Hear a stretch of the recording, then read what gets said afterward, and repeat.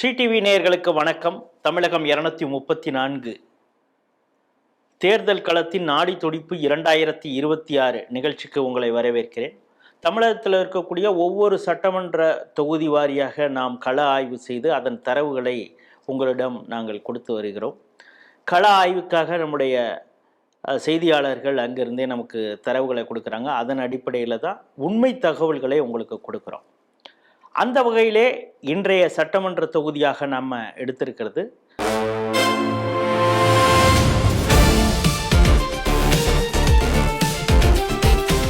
ஜெயங்கொண்டம், அரியலூர் மாவட்டத்தில் இருக்கிறது. இது ஒரு பொது தொகுதி. இங்கே மொத்த வாக்காளர்கள் அப்படின்னு பார்த்தீங்கன்னா 2,64,631 இருக்கிறாங்க. இந்த தொகுதி 6 முறை அதிமுக வெற்றி பெற்று இருக்கிறது அப்படிங்கிறது ஒரு முக்கியமான ஒரு விஷயம். இதில் வன்னியர்கள், பட்டியல் சமூகத்தினர், முதலியார், உடையார், பிராமணர்கள் அப்படின்னு சமூகத்தில், இந்து சமூகத்தில் இருக்கக்கூடிய அனைவர்களும் இருக்கிறாங்க. கிறிஸ்தவர்களும் ஒரு சில இடங்களில் மிக பெரும்பான்மையாக இருக்கிறாங்க. இந்த தொகுதியிலே இருக்கக்கூடிய மக்கள், ஆளும் அரசு என்ன நினைக்கிறாங்க, அவங்களுடைய திட்டங்கள் எல்லாம் அந்த மக்களுக்கு போய் சேர்ந்திருக்கிறதா, இது குறித்தெல்லாம் முழுமையான கள ஆய்வு செய்து உங்களிடம் கொடுக்க இருக்கிறோம். கள ஆய்வு செய்து நம்மோடு அந்த பகிர்ந்து கொள்ள காணொலி வாயிலாக இணைகிறார் திரு பிரகாஷ் அவர்கள். வணக்கம் பிரகாஷ். வணக்கம் ராஜேஷ். இப்போ நீங்க ஜெயங்கொண்டம் சட்டமன்ற தொகுதி எந்தெந்த பகுதிகளெலாம் நீங்க கள ஆய்வு செஞ்சிருக்கீங்க? ஜெயங்கொண்டம் தொகுதியை பொறுத்த வரைக்கும் ஜெயங்கொண்டம் நகராட்சி இருக்கு, உடையார்பாளையம் பேரூராட்சி இருக்கு, அதே போல வரதராஜன்பேட்டை பேரூராட்சி இருக்கு. ஜெயங்கொண்டம்ல கிழக்கு ஒன்றியம், மேற்கு ஒன்றியம்னு இருக்கு. அதே போல ஆண்டிமடம் ஒன்றியமும் இந்த தொகுதிக்குள்ள வருது. ஆண்டிமடம் கிழக்கு, மேற்கு. அதே போல தாப்பள்ளூர் பாத்தீங்கன்னா அதுல கிழக்கு பகுதி இந்த தொகுதியில வருது. இந்த அனைத்து பகுதிகளுக்குமே நம்ம கள ஆய்வு மேற்கொண்டிருக்கோம். எந்த இடத்தையுமே விடல, எல்லா இடங்களிலும் கள ஆய்வு மேற்கொண்டிருக்கோம். இந்த சமூக ரீதியாக எந்தெந்த பகுதிகளில் அவங்க இருக்காங்க, அவங்களுடைய எண்ணிக்கை எந்த அளவுக்கு இருக்கும் ஜெயங்கொண்டம் தொகுதியை பொறுத்தளவு? ஜெயங்கொண்டம் தொகுதியை பொறுத்த வரைக்கும் பாத்தீங்கன்னா வன்னியர்கள் அதிகமாக இருக்கக்கூடிய பகுதி அப்படிங்கிறது ஆண்டிமடம் ஒன்றியம். இந்த ஆண்டிமடம் ஒன்றியம், ஆண்டிமடம் ஏற்கனவே ஒரு தொகுதியா இருந்தது. அந்த தொகுதி நீக்கப்பட்டு தற்போது குன்னமா மாறி இருக்கு. இப்ப இந்த ஆண்டிமடம் ஒன்றியம் என்பது ஜெயங்கொண்டம் தொகுதியில இணைக்கப்பட்டிருக்கு. இந்த ஆண்டிமடம் தொகுதியை பொறுத்த வரைக்கும் பாத்தீங்கன்னா வன்னியர்கள் அடர்த்தியாக இருக்கக்கூடிய பகுதி. மற்ற சமூகங்கள் மிக குறைவான அளவுல இருப்பாங்க. அதுலயும் அந்த ஆண்டிமடம் கிழக்கு பகுதிகளில் கிறிஸ்தவர்கள் அதிகமா இருப்பாங்க. அந்த கிறிஸ்தவர்கள்ல பாத்தீங்கன்னா வன்னியர்களும் இருக்காங்க, முதலியார்கள் இருக்காங்க, உடையார் இருக்காங்க, செட்டியார் இருக்காங்க, பட்டியல் சமூகம், எல்லா சமூகங்களும் பரவலாக கிறிஸ்தவத்துக்கு மாறின ஒரு பகுதி அந்த ஆண்டிமடம் கிழக்கு ஒன்றியங்கிறது. குறிப்பாக வரதராஜன்பேட்டை பேரூராட்சி, அந்த பேரூராட்சி 100% கிறிஸ்தவர்களால் ஆன ஒரு பேரூராட்சி. இப்ப ஆண்டிமடம் மேற்கு எடுத்துக்கிட்டீங்கன்னா அங்க இந்துக்கள் அதிகமா இருக்கிறாங்க. இப்ப ஜெயங்கொண்டம் நகரத்தை எடுத்துக்கிட்டீங்கன்னா இதை சுற்றுவட்டார பகுதிகளில் ஜெயங்கொண்டம் நகரத்தை பொறுத்த வரைக்கும் முதலியார்கள் அதிகமா இருப்பாங்க. அதுல நெசவு தொழில் செய்யக்கூடிய முதலியார் மக்கள் அதிகமா இருப்பாங்க. ஜெயங்கொண்டம், கங்கைகொண்ட சோழபுரம், உட்கோட்டை, இந்த பக்கம் எடுத்துக்கிட்டீங்கன்னா செங்குந்தபுரம், வாரியங்காவல் வரைக்கும் இருப்பாங்க. இந்த ஜெயங்கொண்டம் நகரம் மற்றும் ஜெயங்கொண்டம் சுற்றுவட்டார பகுதிகளில் முதலியார்கள் அதிகமா இருக்கக்கூடிய பகுதி. அதே போல பழூர் எடுத்துக்கிட்டீங்க அப்படின்னா பழூர் கிழக்கு ஒன்றியம் இதுல வருது. இதுல பாத்தீங்கன்னா பழூர் அந்த பகுதியில வன்னியர்கள் அதிகமா இருக்கிறாங்க. இப்ப முதலியார்களுக்கு அடுத்த இடத்துல உடையார்கள் அதிகமா இருக்காங்க, கோணார்கள் இருக்காங்க, செட்டியார் சமூகங்கள் இருக்காங்க, பிள்ளை இருக்காங்க. ஸோ இப்படி பெரும்பான்மையாக இந்துக்கள் தான் இருக்காங்க. ஆனா கிறிஸ்தவர்களினுடைய வாக்கு வங்கி அப்படிங்கிறது தோராயமா இந்த தொகுதியில 30,000 - 35,000 வாக்குகள் என்பது இருக்கு. இங்க இஸ்லாமியர்களினுடைய வாக்குகள் என்பது மிக குறைவு. உடையார்பாளையம் பேரூராட்சியில ஒரு 150 குடும்பம் இருக்காங்க. ஜெயங்கொண்டம் நகராட்சியில ஒரு 50 குடும்பம் இருக்காங்க. மற்றபடி இஸ்லாமியர்களுடைய வாக்கு வங்கி இங்க பெரிய அளவுல இல்லை. இந்த ஜெயங்கொண்டம் சட்டமன்ற தொகுதியை பொறுத்தளவு பெண் வாக்காளர்கள் இருக்கிறாங்க. அவங்களுடைய மனநிலை எப்படி இருக்கு? அதாவது நகரத்தில் எப்படி இருக்கிறாங்க, கிராமத்தில் எப்படி இருக்கிறாங்க, அவங்களுடைய இந்த அரசு குறித்து அவங்களுடைய பார்வை என்னவாக இருக்கு? அதாவது இந்த தொகுதியில இருக்கக்கூடிய பெண்களின் வாக்குகள் கிராமப்புறம், நகர்ப்புறம் அப்படின்னு நாம பார்க்கும் பொழுது பொறுத்தவரை இந்த மகளிர் உதவித்தொகை என்பது பெரும்பான்மையான பெண்களுக்கு போய் சேரல அப்படிங்கிற ஒரு குற்றச்சாட்டு இருக்கு. இன்னும் சொல்ல போனா சில கிராமங்கள்ல நாங்க போயிட்டு பேசும் பொழுது அங்க இருக்கக்கூடிய பெண்களுக்கு எம்எல்ஏ பேரே தெரியல. அவங்க எம்எல்ஏ பேர் தெரியல, அவங்க எந்த கட்சி எதுவுமே தெரியல. சோ அவங்களுக்கு தெரிஞ்சதெல்லாம் சூரியன், ரெட்டலை அப்படிங்கிற அந்த 2 சின்னம் மட்டும்தான் ஞாபகம் இருக்கே தவிர அரசியல்வாதிகளின் பெயர்களோ அவங்க சார்ந்த கட்சியோ எதுவுமே இந்த தொகுதியில் இருக்கக்கூடிய பெரும்பான்மையான பெண்களுக்கு தெரியல. சில பெண்கள் வந்து எம்எல்ஏ பேர் தெரியலங்கிறாங்க, பேரை மாத்தி சொல்றாங்க, சிவசங்கர் அப்படின்றாங்க. சோ நம்ம வந்து எடுத்து சொல்ல வேண்டியதா இருக்கு. சிவசங்கர் வந்து குன்னம் தொகுதி, உங்களுக்கு வந்து கண்ணன் தான் எம்எல்ஏ அப்படின்னு எடுத்து சொல்றோம். சில பேர் வந்து அவங்க அப்பாவை ஞாபகம் வச்சிருக்காங்க, கண்ணன் அவர்களுடைய அப்பா கணேசன் இருக்காரு, அவரை நல்லா ஞாபகம் வச்சிருக்காங்க. சோ இதுல இருந்து என்ன தெரியுது அப்படின்னா, அந்த எம்எல்ஏ கண்ணன் என்பவர் பெரும்பாலும் மக்கள் பகுதிக்கு போகவே இல்லை அப்படிங்கிற ஒரு விஷயம் தெரியுது. பெண்கள்கிட்ட கேட்கும் போது என்ன சொல்றாங்கன்னா, எம்எல்ஏவெல்லாம் நாங்க பார்த்ததே இல்லைங்க, அவர் அதிகமா வந்ததே கிடையாது, சிவசங்கர் தான் எப்ப பார்த்தாலும் வந்துகிட்டே இருப்பாரு, ஏதாவது ஒரு பேருந்து திறப்பு விழா அப்படின்னு ஏதாவது ஒண்ணு வச்சுக்கிட்டு சிவசங்கர் தான் நாங்க பார்ப்போம், எம்எல்ஏவெல்லாம் நாங்க பார்த்தது இல்ல அப்படின்னா எம்எல்ஏ மேல ஒரு அதிருப்தி இருக்கு. அதுவும் வந்து எம்எல்ஏ ஒரு சொந்த ஊர் வந்து இருக்கு, தாப்பூர் கிழக்கு ஒன்றியத்துல, அந்த ஊரை சுற்றி இருக்கக்கூடிய கிராம மக்களே வந்து எம்எல்ஏ மேல அதிருப்தியில இருக்காங்க. அந்த பகுதியில வந்து நிறைய கோரிக்கைகள்லாம் நிறைவேற்றப்படல, பாலம் கட்டி கொடுக்கப்படல, பேருந்து வசதிகள் இல்லைன்னு ஏகப்பட்ட கம்ப்ளைண்ட்ஸ் வந்து இருக்கு. அதே போல திமுக எதிர்ப்பு அப்படிங்கிறது இந்த தொகுதியில அதிகமாவே இருக்கு. பேசிக்காவே இது வந்து பாமக கோட்டை அப்படின்னு சொல்லுவாங்க. பாமகவிற்கு அதிகமான வாக்கு வங்கி இருக்கக்கூடிய ஒரு பகுதி. எப்பவுமே அதிமுக இல்லைன்னா பாமக இந்த இவங்க தான் வந்து வெற்றி பெறுவாங்க. திமுகவிற்கு இந்த தொகுதி சாதகமாவே இருக்காது. போன முறை வந்து திமுக வெற்றி பெற்றதற்கான மிக முக்கியமான காரணமே வந்து என்ன அப்படின்னு பாத்தீங்கன்னா, அந்த 10 வருஷம் தொடர்ச்சி அதிமுக இருக்கு இல்லையா, அதுல இருந்து சரி மாத்தி ஓட்டு போடலாம் அப்படின்னு நினைச்சு வாக்களிச்சவங்க இருக்காங்க. அதே போல எல்லா பெண்களுக்கும் உதவித்தொகை கொடுப்போம்னு ஸ்டாலின் அறிவிச்சாரு இல்லையா, இந்த 2 விஷயங்கள் தான் இந்த பகுதியில திமுக வெற்றி அடைவதற்கு மிக முக்கியமான காரணமா இருந்தது. ஆனா இந்த முறை வந்து திமுகவிற்கு சாதகமாக இந்த தொகுதி இல்லை. இந்த தொகுதியை பொறுத்தளவு இளைஞர்கள் குறிப்பாக ஃபர்ஸ்ட் டைம் ஓட்டர்ஸ் அவங்க என்ன நினைக்கிறாங்க? ஃபர்ஸ்ட் டைம் ஓட்டர்ஸை பொறுத்த வரைக்கும் விஜய் ஆதரவு தான் அதிகமா இருக்கு. அதே நேரத்துல இந்த தொகுதியை பொறுத்த வரைக்கும் இளைஞர்கள் பாமகவுல அதிகமா இருக்காங்க, விசிகாவுல அதிகமா இருக்காங்க. இப்ப நம்ம சொல்லும் பொழுது விசிக வந்து பெரும்பாலும் விஜய்க்கு மாறிட்டாங்கன்னு சொல்றோம். பட் இந்த தொகுதியை பொறுத்த வரைக்கும் விசிகாவுல இருந்து விஜய்க்கு அதிக பேர் மாறல. பாமக விசிக இந்த 2 கட்சியில சேர்ந்த இளைஞர்கள் பெரும்பாலும் இன்னமும் இந்த கட்சிக்கு ஆதரவா தான் இருக்காங்க. அப்ப விஜய் ஆதரவு அப்படிங்கிறது இந்த பகுதிகளில் கொஞ்சம் குறைவு தான். ஆனா அதே நேரத்துல கிறிஸ்தவர்கள் மத்தியில விஜய் ஆதரவு அதிகமா இருக்கு. அதுவும் first time voters Vijay supporters இருக்காங்க. ஒரு 18ல இருந்து 25க்குள்ள அவங்க எல்லாம் பாத்தீங்கன்னா பெரும்பாலும் ரொம்ப இளைஞர்கள் இல்லையா, அது 18ல இருந்து 25க்குள்ள வந்து பெரும்பாலும் விஜய். ஒரு 25க்கு மேல 30க்குள்ள இருக்கிற இளைஞர்கள்லாம் பாமக விசிக அப்புறம் அதிமுக திமுக இப்படி இருக்கிறாங்க. ஸோ இங்க வந்து மத்த திட்டக்குடி விருதாசலத்தை கம்பேர் பண்ணும்போது இங்க அதிக அளவு விஜய் சப்போர்ட் இல்லை. குறிப்பாக கிறிஸ்தவர்கள் மத்தியில மட்டும்தான் விஜய்க்கு ஆதரவு. கிறிஸ்தவர்கள் மத்தியில இருக்கு, இந்துக்கள் மத்தியில இருக்கு. யாருக்கு இருக்குன்னா 18ல இருந்து 25க்குள்ள இருக்கு. இப்ப இந்த ஜெயங்கொண்டம் சட்டமன்ற தொகுதியை பொறுத்தளவு அரசு ஊழியர்கள் அப்படின்னு எவ்வளவு பேர் இருப்பாங்க, அவங்க இந்த ஆட்சியை எப்படி பாக்குறாங்க? அரசு ஊழியர்களை பொறுத்த வரைக்கும் எப்பவுமே வந்து அரசு ஊழியர்கள் அப்படின்னாலே அவங்க திமுக ஆதரவு அப்படிங்கிறத நம்ம வெளிப்படையா சொல்லிடலாம். இப்போ ரீசெண்டா வந்து ஜெயங்கொண்டம் தொகுதியில அந்த கும்பகோணம் சென்னை தேசிய நெடுஞ்சாலை இருக்கக்கூடிய ஒரு பகுதியில ஒரு அரசு தொடக்கப்பள்ளி ஒண்ணு இருக்கு. அந்த தொடக்க பள்ளியில மாணவர்கள் அந்த ரோடை கிராஸ் பண்ணி போறது ரொம்ப கஷ்டம். அதை வந்து நம்ம போய் பார்த்தோம். பட் வீடியோ எல்லாம் எடுக்கக்கூடாதுன்னு சொல்லிட்டாங்க கவர்மெண்ட் ஸ்கூலுங்கிறதுனால. அங்க இருக்கக்கூடிய ஆசிரியர்கள் கிட்ட நம்ம அப்படியே பேசணும். பேசும்பொழுது அதுல பெரும்பான்மை வந்து அந்த அரசு ஆசிரியர்கள் திமுக ஆதரவா தான் பேசுறாங்க. நாம வந்து என்ன கேட்டோம் அப்படின்னா, இந்த மாணவர்கள் ரோட்டை கிராஸ் பண்ணி போறதுக்கு ஒரு பாலம் மாதிரி சின்னதா கட்டி கொடுக்கலாம், இல்ல சாலைக்கு அடியில ஒரு சுரங்கப்பாதை போட்டு கொடுக்கலாம், ஏன்னா குழந்தைகள் எல்லாம் கிராஸ் பண்றாங்க, இதை வந்து நீங்க கவர்மெண்ட்ல பேசலாமே அப்படின்னு சொல்லும் பொழுது யாருமே அதை பத்தி வந்து பெருசா பேசல. ஒரே ஒரு ஆசிரியர் மட்டும்தான் இது மாதிரி செய்யணும் அப்படின்னு சொல்றாங்க. அப்ப அதை வச்சு பார்க்கும் பொழுது ஆசிரியர்கள் பெரும்பாலும் திமுக ஆதரவு தான் இருக்காங்க. இப்போ இந்த ஆசிரியர்கள் போராட்டம் நடத்தினாங்க இல்லையா, அதை வைத்து அதுல வந்து பாத்தீங்கன்னா ஒரு குறிப்பிட்ட சதவீத ஆசிரியர்கள் வந்து திமுக மேல அதிருப்தியில இருக்காங்க அப்படிங்கறதுதான் உண்மை. இதுல பெரும்பாலும் வந்து தென் மாவட்டங்களில இருந்து நிறைய ஆசிரியர்கள் இந்த பகுதியில இருக்கக்கூடிய கவர்மெண்ட் ஸ்கூல்ல வேலை பார்க்கறாங்க. அவங்களாம் வந்து கன்னியாகுமரியில இருந்து ஆசிரியர்கள் வேலை பார்க்கறாங்க, தூத்துக்குடி திருநெல்வேலி அங்க இருந்து இந்த பகுதிக்கு வர்றது ரொம்ப லாங். ஸோ அவங்களாம் என்ன எதிர்பார்க்கறாங்க அப்படின்னா, இந்த ஏரியாவில் வந்து ரொம்ப லாங்ல எங்களை வந்து போட்டிருக்காங்க. இது வந்து முன்னெல்லாம் இந்த மாதிரி எல்லாம் இருக்காது. முன்னெல்லாம் ஒரு அரசு ஆசிரியர்கள் அப்படின்னா சுத்தி பக்கத்துல ஒரு 2-3 மாவட்டம் அப்படிதான் வந்து நியமனம் பண்ணுவாங்க. பட் இப்ப வந்து பாத்தீங்கன்னா கன்னியாகுமரியில இருக்கிறவங்கள இங்க போடுறாங்க, இங்க இருக்கிற ஆசிரியர்களை ரொம்ப லாங்ல போடுறாங்க. இது வந்து தேவையில்லாதது, கொஞ்சம் அதிருப்தியில இருக்காங்க. அவங்களுக்கு இதெல்லாம் பிடிக்கல, ரொம்ப லாங் போடுறது.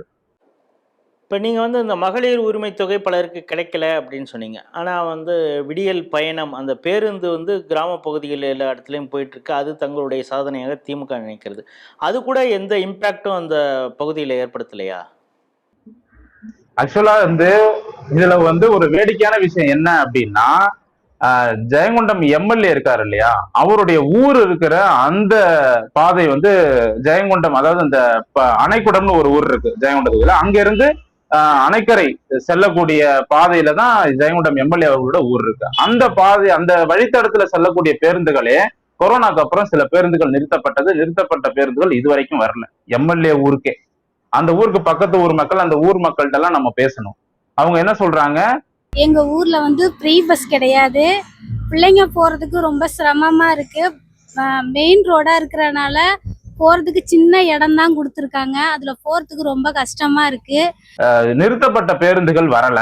அதே போல ஜெயங்கொண்டத்துல இருந்து அந்த எம்எல்ஏ அவரோட ஊர் தாப்படூர் அந்த லைன் வழியா மதனத்தூர் வழியா வந்து அதிமுக ஆட்சி காலத்துல ஒரு பாலம் கட்டியிருந்தாங்க கும்பகோணத்துக்கு. இதுக்கு முன்னாலாம் குறுக்கு ரோடு அணைக்கரை போய் சுத்தி போகணும் கும்பகோணத்துக்கு. ஸோ ஷார்ட் ரூட்டா வந்து மதனத்தூர்ல ஒரு கொள்ளிடம் பாலம் கட்டி அதிமுக ஆட்சியில போக்குவரத்து தொடங்கப்பட்டது. அந்த லைன்லயும் பாத்தீங்கன்னா அதிகப்படியான பேருந்துகள் கும்பகோணத்துக்கு கிடையாது.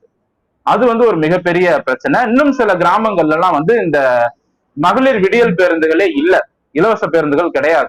இந்த பேருந்துகளை வந்து இவங்க எப்படி கொண்டு வராங்க, எந்தெந்த ஊருக்கு கொடுக்குறாங்க அப்படின்னா, எந்தெந்த ஊர்கள்ல பெரும்பாலும் வாக்கு வங்கிகள் அதிகமா இருக்கு அப்படின்னு பார்த்துதான் கொடுக்குறாங்க. நிறைய ஊர்கள்ல வந்து பேருந்து வசதி இல்ல. ஏன் இல்ல அப்படின்னு கேட்கும்பொழுது, இங்க வந்து ஓட்டு கம்மிங்க. இங்க எங்க ஊர்ல மொத்தமே பாத்தீங்கன்னா ஒரு 300-400 பேர் தான் நமக்கு இருப்போம். ஒரு 150 குடும்பம் 100 குடும்பம் தான் இருக்கும்.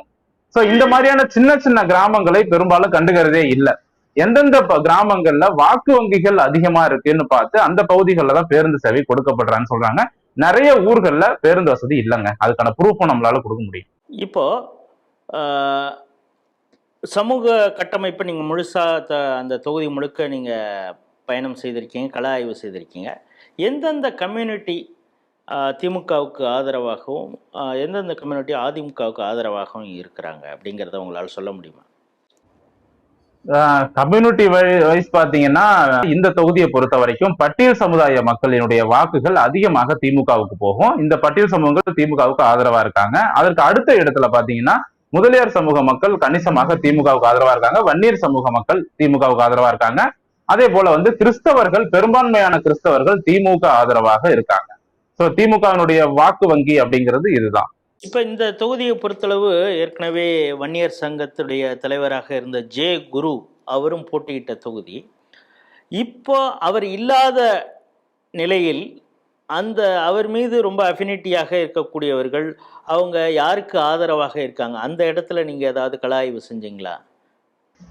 அதாவது குரு அவர்கள் இல்லாததுல இருந்து பாத்தீங்கன்னா, குரு அவர்களுடைய மகன் வந்து பாமகவுல இருந்து கொஞ்சம் விலகி இருக்காரு. ஆனா அவருடைய ஆதரவு அப்படிங்கிறது மிக குறைவு தான். குரு அவர்களுடைய மகனுக்கான ஆதரவு குறைவு தான். ஏன்னா அவர் திராவிட கட்சிகளோட குறிப்பா வந்து திமுகவோட நெருக்கமா இருக்கிறதுனால அதுக்கு அவருக்கான ஆதரவு கம்மி தான். அன்புமணி அவர்களுக்கான ஆதரவு இந்த தொகுதியில அதிகமாவே இருக்கு. என்னதான் வந்து குரு அவர்கள் மரணத்திற்கு பிறகு குரு அவர் ஆதரவாளர்கள் வந்து பாமகவுக்கு போக மாட்டாங்க அப்படின்னு நிறைய பேர் சொன்னாலும், இன்னமும் வந்து பாமக ஆதரவுல தான் குரு ஆதரவாளர்கள் இருக்காங்க. மாறல, பெரும்பாலும் மாறல.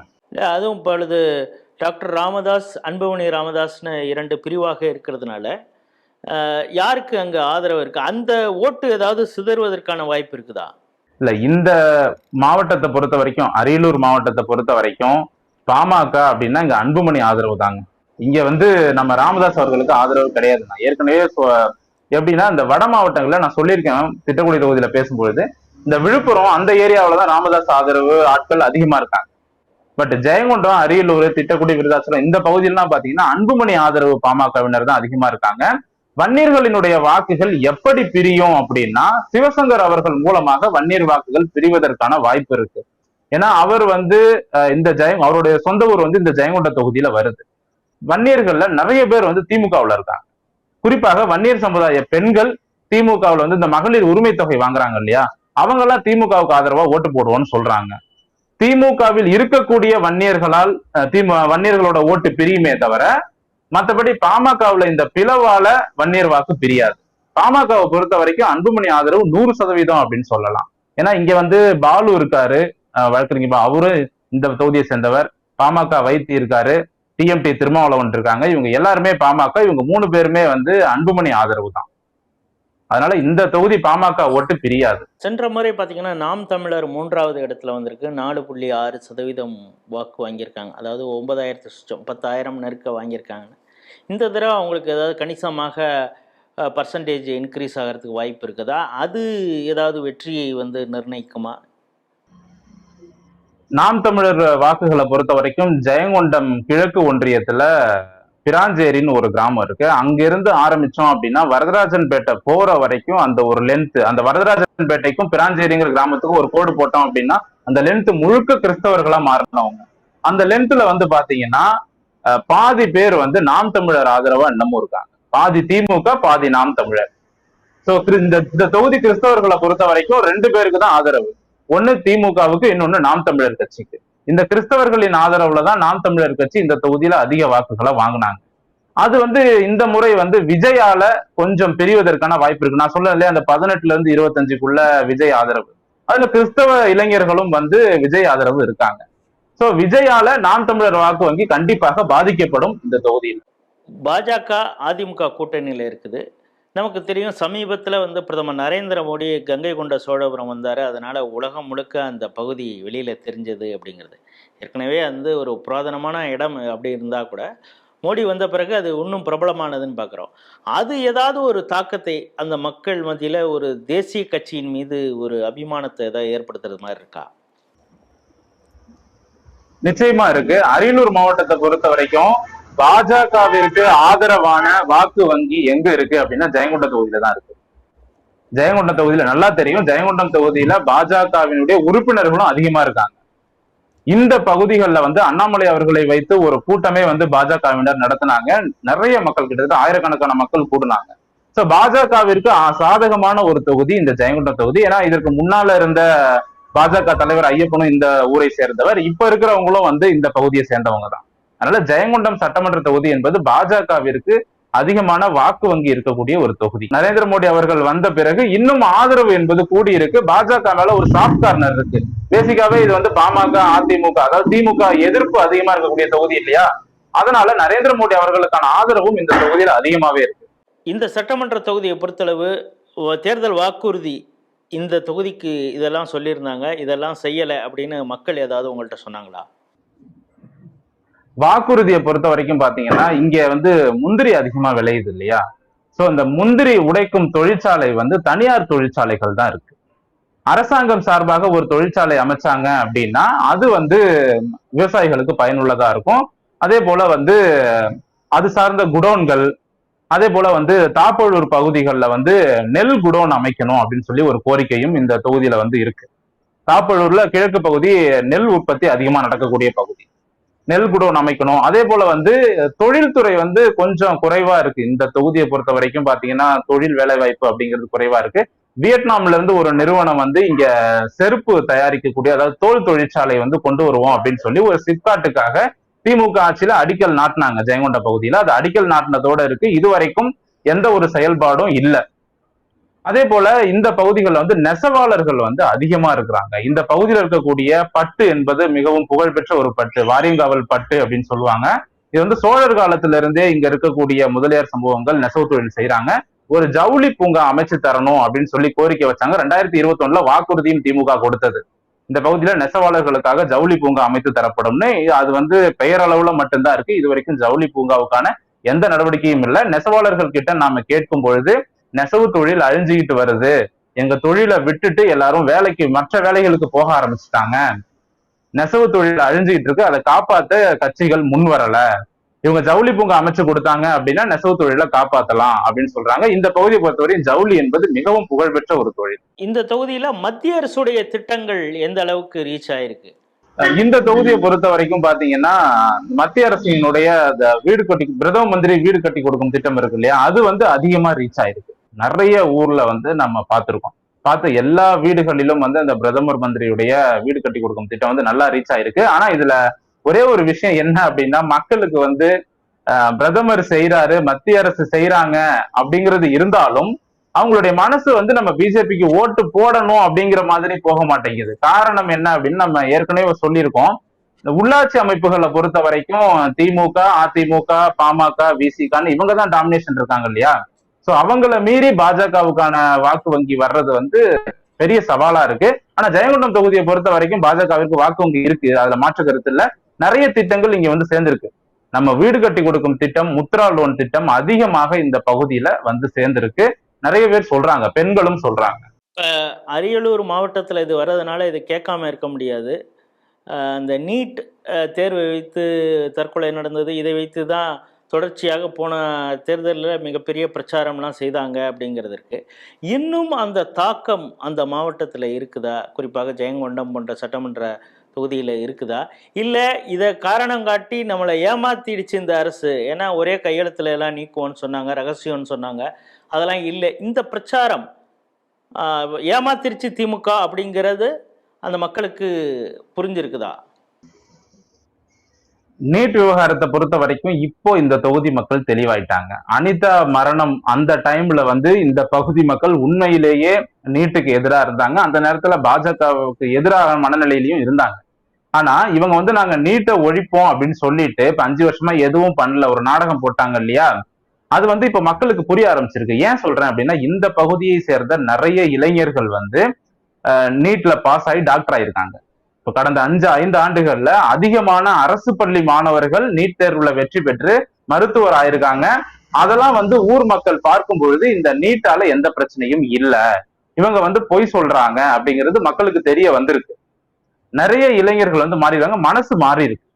அனிதா அவங்க ஊர் வந்து பாத்தீங்கன்னா குன்னம் தொகுதியில வரும். அது வந்து செந்துறை தாலுகா, மாவட்ட அடிப்படையில் அரியலூர், ஆனா அது குன்னம் தொகுதியில வருது.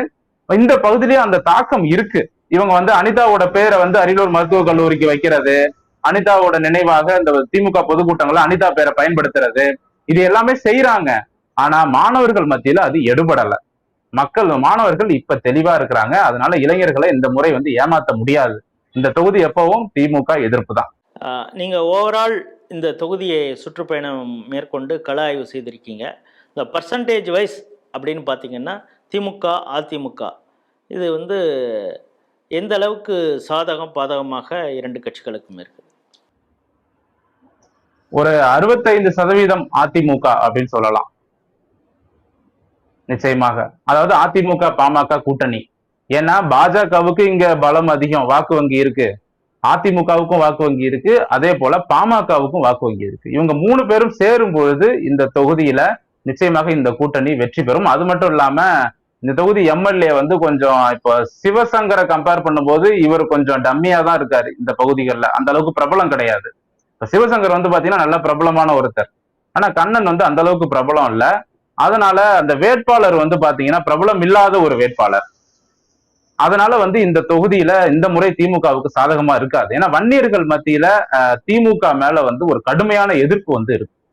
அதாவது கட்சியை உடைச்சிட்டாங்க அப்படிங்கிற ஒரு கோபமும் வன்னியர்கள் மத்தியில இருக்கு. அதனால இந்த தொகுதியை பொறுத்த வரைக்கும் வன்னியர்கள் மெஜாரிட்டிங்கிறதுனால அவர்களுடைய வாக்குகள் நிச்சயமாக அதிமுக பாமக கூட்டணிக்கு தான் போகும். அதனால திமுக தோல்வி அடைவதற்கு 100% வாய்ப்பு இருக்கு. வன்னியர்கள் கட்சி, அதாவது பாமகவை உடைச்சது திமுக தானே அந்த பகுதி மக்கள் நினைக்கிறாங்களா? நிச்சயமா தெரியுது. அவங்க எல்லாருமே அப்படிதான் நினைக்கிறாங்க. நம்ம கட்சியை உடைச்சிட்டாங்க, திமுக தான் உடைச்சாங்க அப்படிங்கிறது இளைஞர்களுக்கும் தெரியுது, பெண்களுக்கும் தெரியுது. பாமகவுல ஆக்டிவா இருக்கக்கூடிய அத்தனை இளைஞர்கள், வன்னியர் சமுதாய இளைஞர்கள் மத்தியில அந்த இடஒதுக்கீட்டுக்கு எதிராக திமுக அந்த எடப்பாடி பழனிசாமி அவர்கள் கொண்டு வந்தார் பாத்தீங்களா, வன்னியர் இடஒதுக்கீடு, அந்த விவகாரத்திலும் ஆமா திமுகவிற்கு எதிராக இந்த பகுதியில் இருக்கக்கூடிய வன்னியர்கள் நிச்சயமா இருப்பாங்க. அதனால வந்து வன்னியர்களுடைய வாக்குகள் திமுகவிற்கு போகாது, அதுல வந்து மாற்று கருத்தே இல்லை. ஸோ இப்போ முதல் கட்ட ஆய்வுல எட்ஜு வந்து அதிமுகவுக்கு தான் இருக்கு அப்படின்னு சொல்லியிருக்கீங்க. அந்த தொகுதியிலேயே மிக அருகிலே இருக்கக்கூடிய ஒரு அமைச்சராக அதே சமுதாயத்தை சார்ந்த சிவசங்கர் இருக்கிறாரு. தேர்தல் காலத்தில் இவங்க என்னெல்லாம் செய்ய போகிறாங்கங்கிறது இருக்குது. இந்த தேர்தல் காலத்தில் என்னெல்லாம் செய்ய போகிறாங்கன்னு இருக்குன்னு அப்படி கேட்கும் பொழுது பணம் ஏதாவது இந்த ஓட்டு ஷிஃப்டிங்கை டிசைட் பண்ணுமா அப்படிங்கிறத மட்டும் கடைசியாக சொல்லுங்கள். உதயநிதி பிறந்தநாளை முன்னிட்டு அமைச்சர் சிவசங்கர் மூலமாக இந்த பாத்திரங்கள்லாம் கொடுக்க ஆரம்பிச்சிட்டாங்க, பரிசு பொருட்கள்லாம் நிறைய கொடுக்க ஆரம்பிச்சிட்டாங்க. ஜெயங்கொண்டம் அரியலூர் மாவட்டம் முழுக்கவே கொடுக்க ஆரம்பிச்சிட்டாங்க, குன்னம் தொகுதியும் சேர்த்து. ஸோ கொஞ்சம் கொஞ்சமா பரிசு பொருட்கள்லாம் கொடுக்க ஆரம்பிச்சிருக்காங்க. இன்னும் பணம்லாம் கொடுக்க ஆரம்பிக்கல, சரிங்களா? ஸோ நிச்சயமா பணம் கொடுப்பதற்கான வாய்ப்புகளும் இருக்கு. திமுக அதுக்கு அந்த வேலையும் செய்வாங்க. அப்புறம் இன்னொரு முக்கியமான ஒரு ஹிண்ட் வந்து நான் கொடுக்கணும். அப்படி என்ன அப்படின்னா, சிவசங்கர் அவர்கள் கண்ணன் வந்து வளரக்கூடாது அப்படின்னு நினைக்கிறாருன்னு சொல்லி சில டாக் வந்து இங்க இருக்கு. கண்ணன் வந்து ஜெயங்கொண்டம் எம்எல்ஏ திமுகல. சோ கண்ணன் வளர்ந்துட்டாரு அப்படின்னா அவருடைய மகன் சிவசங்கரோட மகனை வந்து அரசியலுக்குள்ள கொண்டு வர முடியாது அப்படின்னு சிவசங்கர் நினைக்கிறாரு.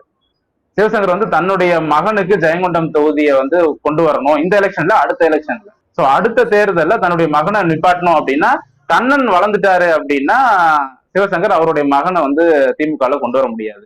சோ கண்ணனுக்கு எதிரான சில உள்ளடி வேலைகளை சிவசங்கர் செய்யறாரு அப்படிங்கிற ஒரு விஷயம் வந்து திமுகக்குள்ள இந்த ஏரியால ஓடிட்டு இருக்கு. அதனாலதான் பெரும்பாலும் கண்ணன் பேரே யாருக்கும் இங்க தெரியாது. எல்லா தொகுதிக்கும் சேர்த்து வளைச்சு வளைச்சு சிவசங்கர் தான் போவாரு. கண்ணன் வந்து அங்க இருக்கவே மாட்டாரு, ஃபீல்டுல இருக்க மாட்டாரு. அதனால வந்து இது ஒரு விஷயம் வந்து திமுகக்குள்ள ஓடிட்டு இருக்கு. ஸோ உட்கட்சி பூசலும் இருக்கிறதுனால அட்வான்டேஜ் வந்து அதிமுகவுக்கு தான் அப்படின்னு சொல்லியிருக்கீங்க. அதிமுகவுக்கு அட்வான்டேஜ் இருக்கு.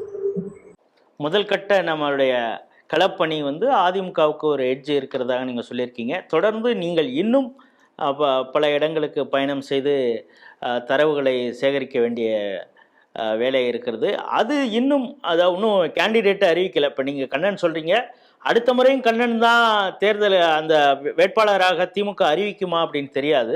வேறு யாராவது மாற்று வேட்பாளர் இருக்கிறாங்களா அப்படின்னு தெரியாது, போக போக தெரியும்.